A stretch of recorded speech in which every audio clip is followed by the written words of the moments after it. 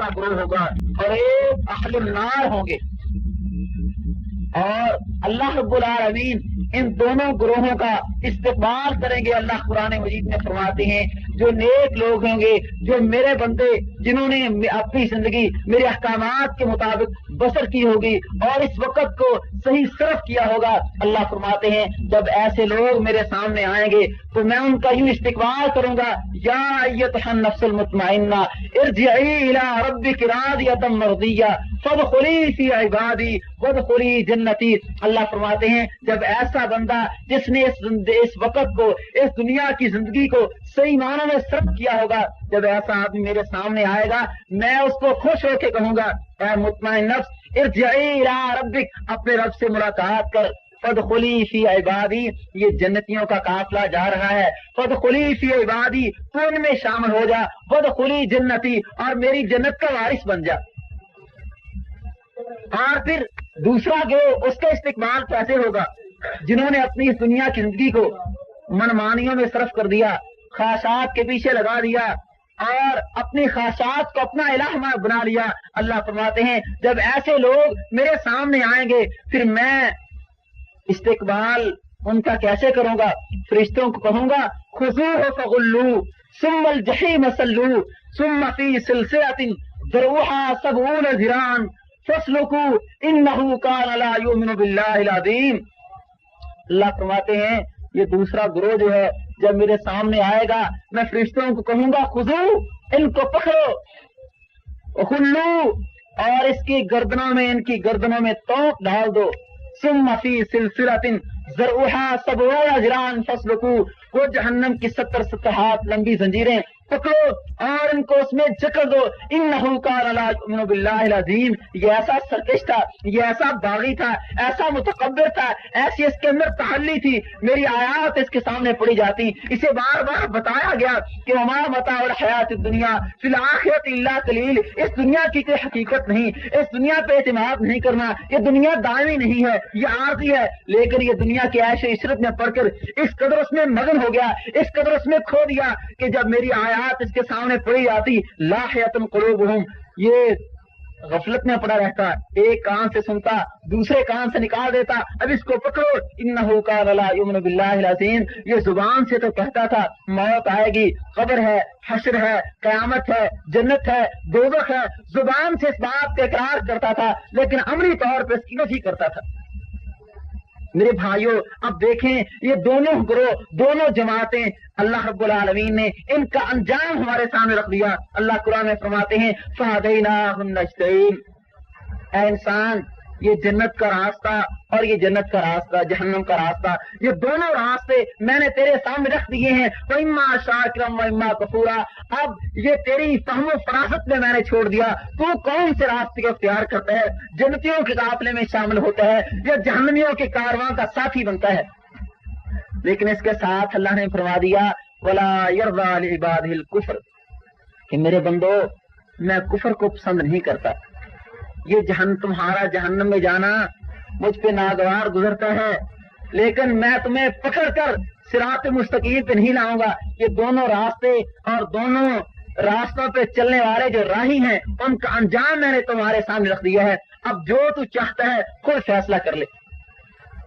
میرے بھائیوں اب ہمیں غور کرنا ہے کہ اب ہمیں کون سا راستہ اختیار کرنا ہے، کون سا کامیابی کا راستہ ہے، کون سا کامرانی کا راستہ ہے کہ جب اللہ رب العالمین کے دربار میں جائیں تو اللہ ان الفاظ کے ساتھ استقبال کرے وسیق الذین اتقوا الی ربہم الی الجنۃ زمرا حتی اذا جاؤوها وفتحت ابوابها وقال لهم خزنتها سلام علیکم طبتم فادخلوها خالدین، کہ جب یہ جنتی اللہ کے سامنے جائیں گے اللہ رب فرمائیں گے اے میرے فرشتوں ان کو لو اور ان کے دائیں بائیں ان کو اپنی قیادت میں، ان کو اپنی حفاظت میں جنت میں لے جاؤ. جب جنت کے دروازے پہ جائیں گے دربان کہیں گے سلام علیکم، تم پہ سلامتی ہو اور تم پہ اللہ کی رحمت ہو، تم خوش ہو جاؤ.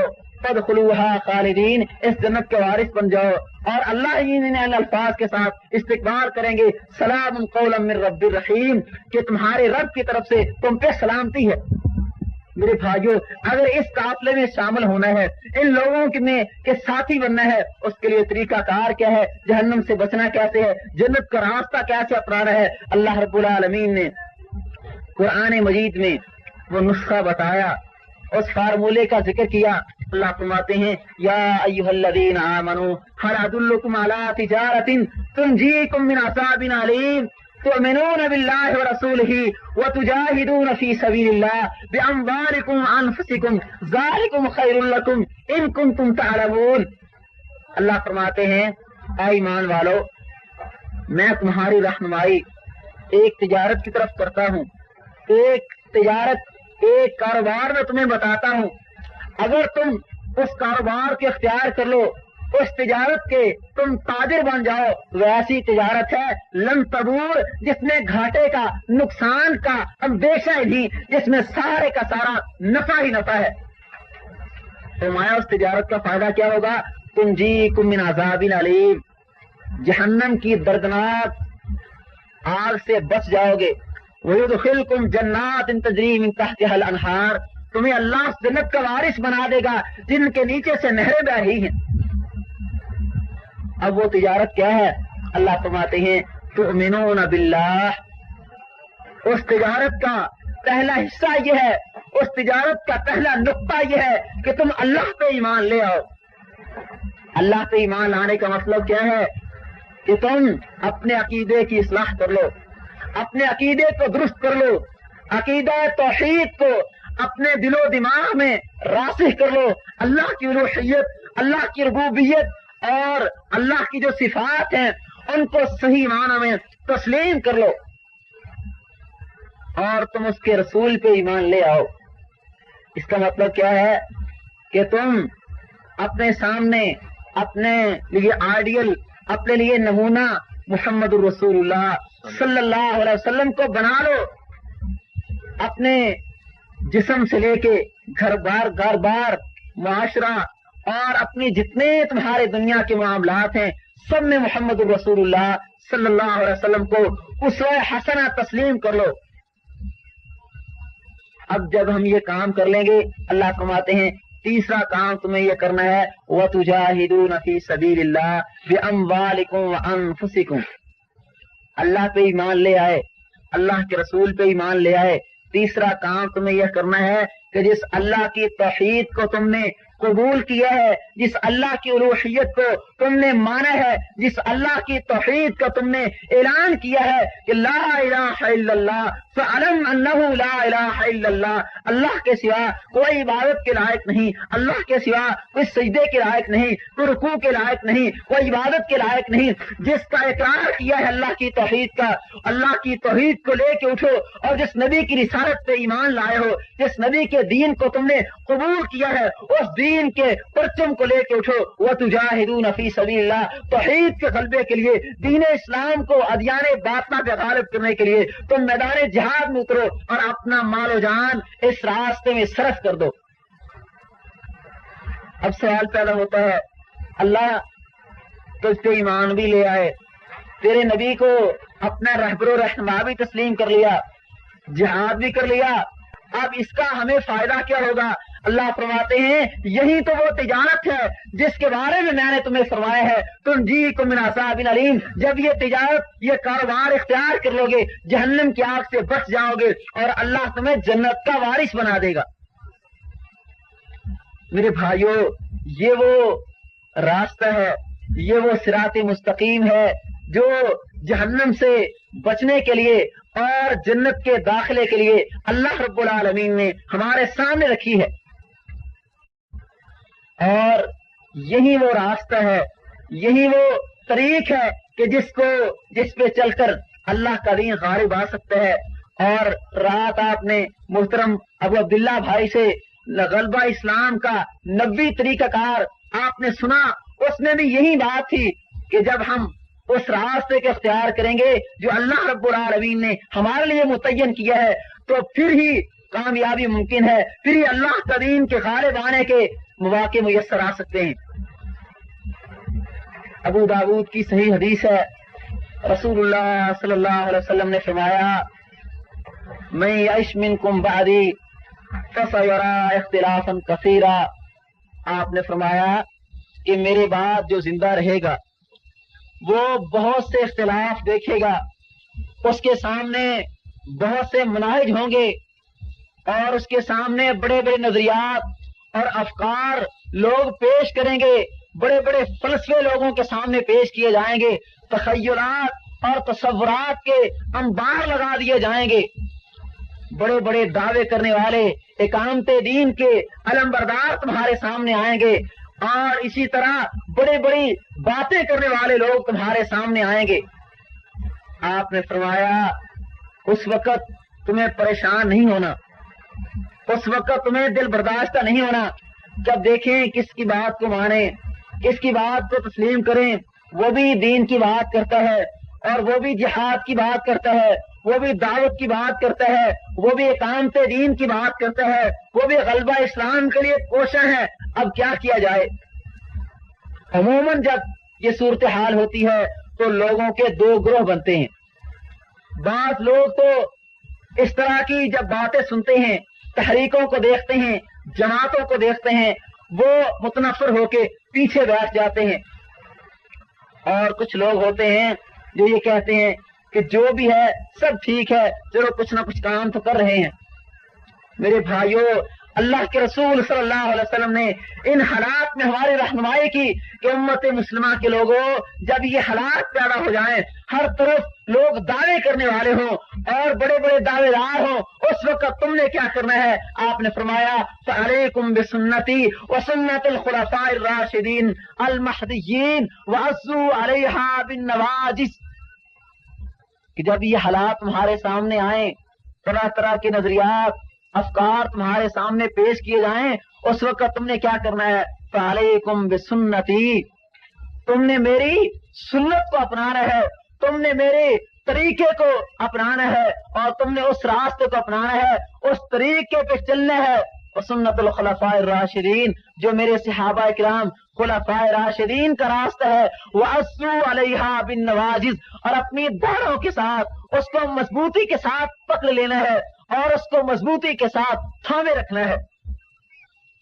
मेरे भाइयों, अब हमें गौर करना है मुहम्मद रसूलुल्लाह सल्लल्लाहु अलैहि वसल्लम की सुन्नत क्या है, आपका तरीक क्या है, आपका रास्ता क्या है, आपका मनहज क्या है, आपका प्रोग्राम क्या है जो रसूलुल्लाह सल्लल्लाहु अलैहि वसल्लम ने अपनी उम्मत के सामने रखा है।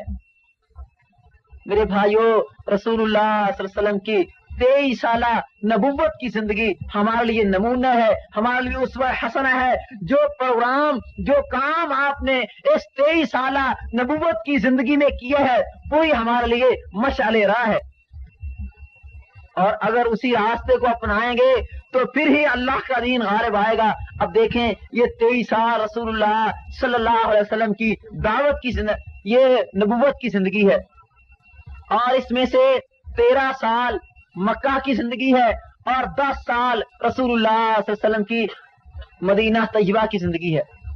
अब देखें, इन दो अदवार में जो आपने काम किया, जिस लाइन को आपने अपनाया, उसी को हमें अपनाना चाहिए। ये मक्का का 13 साला दौर रसूलुल्लाह सल्लल्लाहु अलैहि वसल्लम का दावत का दौर है। आपने लोगों के सामने अल्लाह के खालिस दीन की दावत पेश की, वो दीन लोगों के सामने रखा जो अल्लाह रब्बुल आलमीन ने मोहम्मद रसूलुल्लाह सल्लल्लाहु अलैहि वसल्लम पे नाज़िल किया था।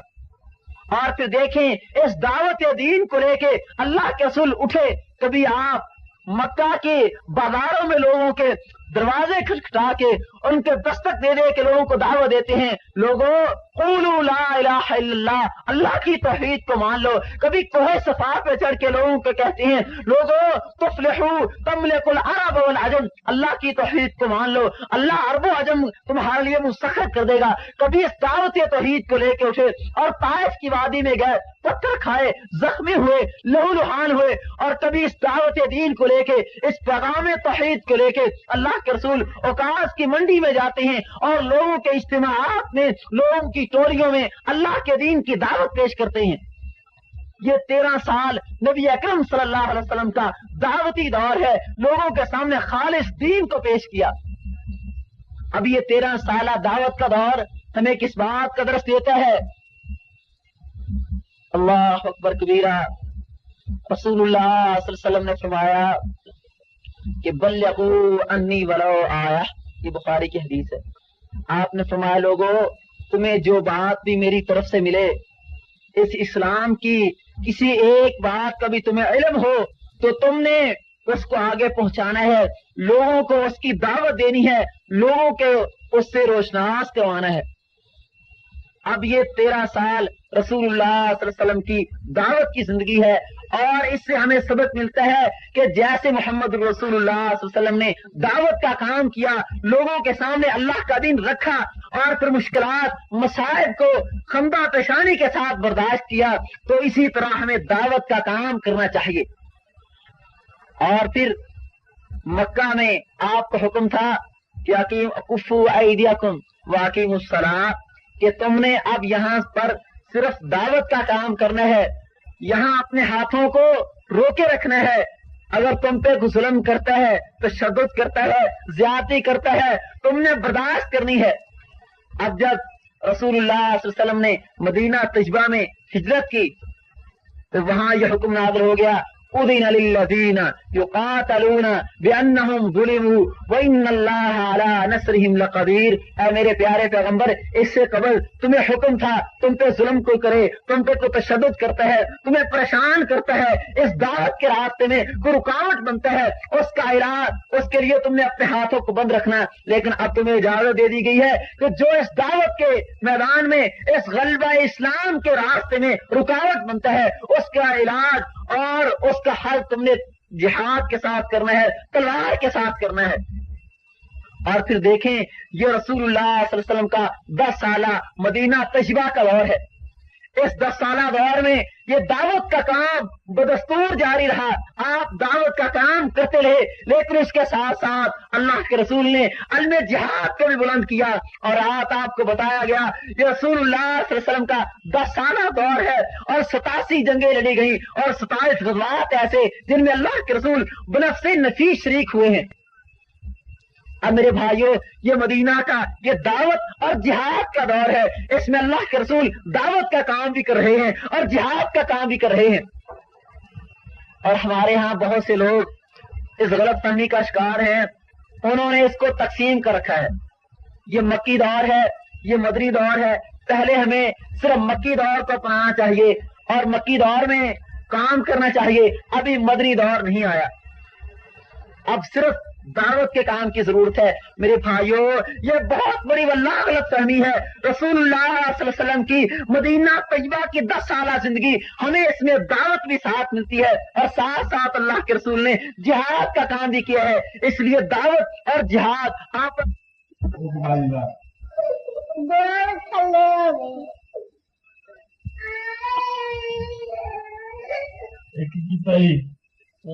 ये खुद साख्ता तकसीमें करना और फिर इनको मुनकसिम करना और फिर इसकी बुनियाद पे सिर्फ एक रास्ते को अख्तियार कर लेना, ये गलत फहमी है, इसको दूर करना चाहिए। फिर देखें, जब ये दावत और जिहाद का काम हुआ तो फिर उसके नतीजे में जो समर अल्लाह रब्बुल आलमीन ने मोहम्मद रसूलुल्लाह सल्लल्लाहु अलैहि वसल्लम को दिया और इस्लाम गालिब आया, वो हमारे सामने है कि ये जंगे बद्र हुई, जंगे उहद हुई, हुनैन, ये अहज़ाब, ये जब जिहाद के मार के हुए, फिर अल्लाह का दीन सरबुलंद हुआ, अल्लाह का दीन गालिब आया। वो वक्त भी आया कि ये जजीरा अरब के बारे में अल्लाह के रसूल ने फरमाया, अखरिजिल यहूदा मिन जजीरतिल अरब, कि अरब से, इस हिजाज से यहूदियों को निकाल बाहर करो, और पूरे हिजाज पे अल्लाह का दीन गालिब आया। मेरे भाइयों, ये किस बात की बरकत थी? जब मुसलमान दावत और जिहाद के मैदान में काम करते थे। और रसूलुल्लाह सल्लल्लाहु अलैहि वसल्लम की हदीस में नबी आपको सुनाई कि गलबा और कामरानी वो रसूलुल्लाह सल्लल्लाहु अलैहि वसल्लम की सुन्नत और खुलाफाए राशिदीन की सुन्नत में है। अब देखें, अल्लाह के रसूल सल्लल्लाहु अलैहि वसल्लम ने 10 साल ये दावत किया। अब इसके बाद सैयदना अबू बकर सिद्दीक रज़ियल्लाहु ताला अन्हु का दौर आता है, फितने नमूदार हो गए। मुसलमा कज़्ज़ाब ये नबूवत का दावा पहले से कर चुका था और ज़कात का इनकार करने वाले पैदा हो गए, मुर्तद पैदा हो गए। अब अबू बकर सिद्दीक रज़ियल्लाहु ताला अन्हु कहते हैं کہ واللہ لأقاتلن من فرق بین الصلاۃ والزکوٰۃ، کہ لوگوں اعلان کر دیا کہ ہمیں ان مرتدین کے ساتھ، ان منکرین زکوٰۃ کے ساتھ میں اللہ کی قسم جہاد کروں گا، قتال کروں گا، جب تک یہ راہ راست میں نہیں آ جاتے۔ ابو بکر اکیلا ان کے ساتھ جہاد کرے گا۔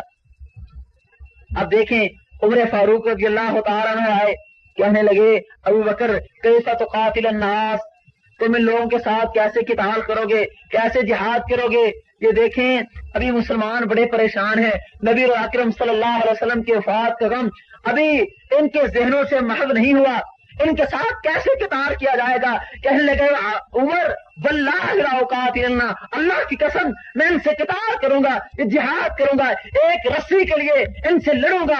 یہ اللہ کے رسول کے دور میں زکوٰۃ ادا کیا کرتے تھے، آج وہ رسی بھی روکیں گے۔ ابو بکر اس رسی کے لیے جہاد و قتال کا مار کے ان کے ساتھ برپا کرے گا۔ اور پھر دیکھیں مسلمہ کذاب کی سرکوبی کے لیے اسامہ بن زید کا لشکر روانہ کیا، اس کا خاتمہ کیا، اور منکرین زکوٰۃ کا جو فتنہ تھا اس کو کلا تباہ کر دیا گیا۔ یہ خلفائے راشدین کی سنت ہے۔ پھر دیکھیں عمر فاروق رضی اللہ تعالیٰ عنہ کا دور آتا ہے، یہ فارس، یہ کیسر جو بڑے بڑے اس وقت کے طاغوت تھے، سپر پاوریں تھی، یہ جہاد کی برکت سے، یہ غالب، یہ دعوت اور جہاد کے جو صبر کے نتیجے میں اللہ رب العالمین نے ان کو پاس کے رکھ دیا۔ یہ عثمان غنی رضی اللہ تعالیٰ عنہ کا دور ہے، یہ آپ کا آذربائیجان، یہ قبرستان کا علاقہ، یہ آرمینیا، یہ سارے کے سارے علاقے بلاد اسلامیہ کا حصہ بنتے ہیں۔ میرے بھائیوں، یہ ہے جس کے بارے میں رسول اللہ صلی اللہ علیہ وسلم نے فرمایا وَسُنَّةُ الْخُلَفَاءِ الرَّاشِدِينَ، کہ اگر تم نے غلبہ دین کا کام کرنا ہے، اقامت دین کا کام کرنا ہے، پھر اس کے لیے تمہیں رسول اللہ کی سنت کو اپنانا ہوگا اور خلفاء راشدین کے طریق کو اپنانا ہوگا اور اس کو مضبوطی کے ساتھ تھام لینا ہوگا۔ جب یہ طریقہ، اس سنت کو اپناؤ گے، پھر اللہ کا دین غالب آئے گا، پھر اللہ کا دین جو ہے وہ ادیان باطلہ پہ چھا جائے گا۔ لیکن اگر اس راستے کو چھوڑو گے پھر اس کا نتیجہ کیا ہوگا وہ بھی رسول اللہ صلی اللہ علیہ وسلم نے بتا دیا۔ آپ نے فرمایا لوگوں، یہ بخاری کی حدیث ہے، بعثت بالسیف بین یدی الساعۃ وجعل رزقی تحت ظل رمحی وجعل الذلۃ والصغار علی من خالف امری ومن تشبہ بقوم فہو منہم۔ آپ نے فرمایا لوگوں، اللہ نے مجھے یہ دین اسلام دیا ہے اور اس دین اسلام کو غالب کرنے کے لیے اللہ نے مجھے تلوار دے کے بھیجا ہے، اور مجھے یہ حکم ہے کہ میں اس تلوار کو چلاتا رہوں حتی یعبد اللہ وحدہ، جب تک اس اللہ کی زمین پہ اللہ کا نظام، اللہ کی توحید قائم نہیں ہو جاتی اور لوگ اللہ کی توحید کو مان نہیں لیتے اور لوگ جو ہے وہ میری رسالت پہ ایمان نہیں لے آتے۔ اللہ نے مجھے تلوار چلانے کا حکم دیا ہے۔ وجعل رزقی تحت ظل رمحی، اللہ نے میری معیشت، میرے معاش کا بندوبست میرے نیزے کے سائے کے نیچے رکھا ہے۔ میرے بھائیوں، اگلے الفاظ پہ غور کرنا، آپ نے فرمایا وَجُعِلَ الذِّلَّةُ وَالصَّغَارُ عَلَى مَنْ خَالَفَ عَمْرِي، کہ اللہ نے اس قوم کے مقدر میں ذلت و پستی لکھ دی ہے، اس قوم کے مقدر میں زوال لکھ دیا ہے۔ لمن خالف امری، جس نے میرا یہ راستہ چھوڑا، جس نے دعوت کو ترک کر دیا، جس نے جہاد کو فراموش کر دیا، جس نے یہ میرا دعوت و جہاد کا نبوی منہج ترک کر دیا، اللہ کے رسول فرماتے ہیں اللہ نے اس قوم کے مقدر میں ذلت و پستی لکھ دی ہے۔ اور دوسری حدیث نبی صلی اللہ علیہ وسلم کی، آپ نے فرمایا اذا تبعیاتم بالعین واخذتم اذناب البقر ورضیتم بالزرع وترکتم الجہاد سلط اللہ علیکم ظلا لا ينزعہ حتی ترجعوا الی دینکم۔ فرمایا جب تمہاری معیشت کا انحصار سود پہ ہوگا، تم سودی کاروبار کرنے لگ جاؤ گے اور تم بیلوں کی دمیں پکڑ کر کھیتی باڑی میں مصروف ہو جاؤ گے، ورضیتم بالدنیا، تم دنیا کے ساتھ اپنا لگاؤ، اپنا رشتہ مضبوط کر لو گے، وترکتم الجہاد، اور اعلاء کلمت اللہ کے لیے قتال کو جہاد کو چھوڑ دو گے پھر یاد رکھ لو اللہ کی نصرت کی طرف نہ دیکھنا, اللہ کی مدد کی طرف نہ دیکھنا, پھر اللہ کی رحمت کے منتظر نہ رہنا. جب جہاد کو چھوڑو گے, جب قتال کو چھوڑو گے, جب رائے کلمۃ اللہ کے لیے میدان کارزار سے منہ موڑ لو گے, سلط اللہ علیکم ذلن, اللہ تم پہ ذلت کو مسلط کر دے گا. اور یہ ذلت و پستی کب تک رہے گی؟ حتی ترجعوا الی دینکم, جب تک تم دین پہ نہیں آ جاتے اور جہاد دعوت اور جہاد کا نبی منہج اختیار نہیں کر لیتے, اس وقت تک یہ ذلت و پستی تمہارے سروں پہ مسلط رہے گی. سیدنا صدیق اکبر رضی اللہ تعالیٰ عنہ فرماتے ہیں ما یدعو قوم الجہاد فی سبیل اللہ الا ضربهم اللہ بذلہ, کہ جب بھی کوئی قوم جہاد کو چھوڑ دیتی ہے پھر اس کا مقدر سوائے ذلت کے, سوائے پستی کے اور سوائے زوال کے کچھ نہیں ہوتا. اور میرے بھائیوں, ہماری تاریخ اس بات پہ شاہد ہے کہ جب تک مسلمانوں نے سنت رسول کو اپنایا, سنت صحابہ کے کو انہوں نے اپنائے رکھا اور اس دعوت اور جہاد کے نبی منہج کے وہ چلے, تو پھر اللہ کا دین غالب آیا, اللہ کا دین سر بلند ہوا. لیکن جب مسلمانوں نے اس منہج کو چھوڑا, اس راستے کو چھوڑا, اس طریق کو فراموش کر دیا, تو پھر سقوط بغداد کے واقعات بھی رونما ہوئے. ابن اسیر لکھتے ہیں کہ جب سقوط بغداد کا واقعہ رونما ہوا تو میں سال ہا سال تک سوچتا رہا کہ مسلمانوں کی ذلت, مسلمانوں کی پستی کے ایام اپنے قلم کے ساتھ سپرد کتاب کیسے کروں. وہاں مسلمانوں پہ جو ظلم و ستم ڈھائے گیا اور مسلمانوں کا قتل عام کیا گیا, اپنے قلم کے ساتھ ان کو کیسے لکھوں. لکھتے ہیں میں جب بھی قلم کو اٹھاتا حواس باختہ ہو جاتا کہ میں کیسے اپنی قلم میں اتنی مجھ میں سکت نہیں تھی کہ میں وہ حالات لکھ سکوں. کہتے ہیں آخر کئی سال تک سوچتا رہا, پھر یہ خیال کر کے قلم اٹھایا کہ چلو آنے والی نسلوں کو بتا دوں کہ جب مسلمان جہاد کو چھوڑتے ہیں پھر حالت یہ ہوتی ہے. جب تتاری قوم بغداد پہ حملہ آور ہوئی اور وہاں جو انہوں نے کام کیا, بغداد کی اینٹ کے ساتھ اینٹ بجا دی اور مسلمانوں کا وہاں اس قدر قتل عام کیا گیا, بغداد کی گلیوں میں ایسے خون بہ رہا تھا جیسے سیلاب آیا ہوا ہو, اور علماء کی کتب, ان کی لائبریریاں, ان کو دریافت کر دیا گیا. اور ابن اسیر لکھتے ہیں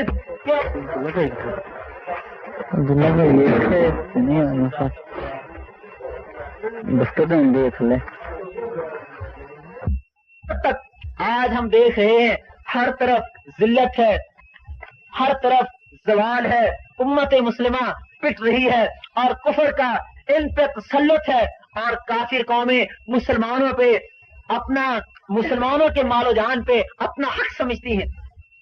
میرے بھائیوں, سچی بات ہے, اس کی وجہ اور اس کا سبب صرف اور صرف ایک ہے کہ ہم نے اس راستے کو چھوڑ دیا ہے, اس منہج کو بھلا دیا ہے کہ محمد رسول اللہ صلی اللہ علیہ وسلم نے ہمارے لیے منتخب کیا تھا.